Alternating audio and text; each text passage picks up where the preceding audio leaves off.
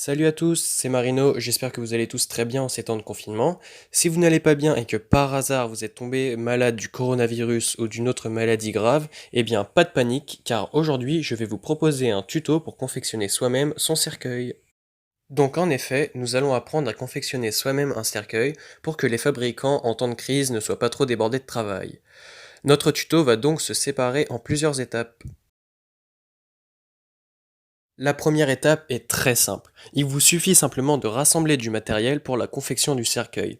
Matériel que vous trouverez dans un magasin de bricolage ou même dans votre établi si vous avez de la chance.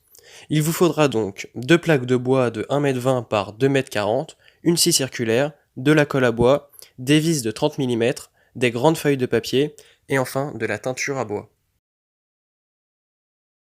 Lorsque vous avez réuni votre matériel, nous pouvons passer à la deuxième étape, qui consiste simplement à créer votre patron. Pour ce faire, prenez des grandes feuilles de papier, format A0 de préférence, et dessinez le patron du cercueil en fonction de votre taille ou de la taille de la personne que vous souhaitiez inhumer, évidemment. Je vous mets un schéma pour vous donner une idée de à quoi ça doit ressembler. Ensuite, pour la troisième étape, vous devez simplement découper les côtés du cercueil avec la scie circulaire en vous basant sur le patron que vous avez dessiné dans l'étape précédente. La quatrième étape va beaucoup ressembler à la deuxième, c'est-à-dire vous devrez tracer un patron pour la base du cercueil.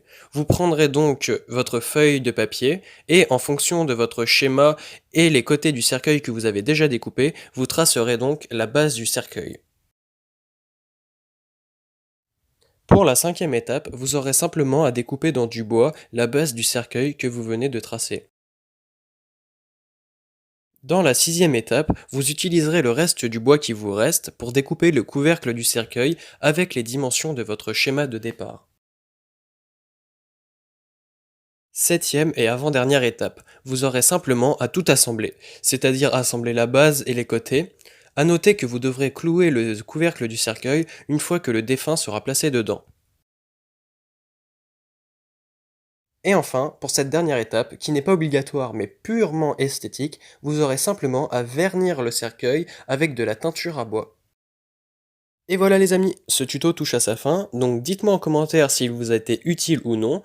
Donc on se retrouve très vite pour une nouvelle vidéo, et en attendant, abonnez-vous et mettez un like à la vidéo. Allez, salut à tous!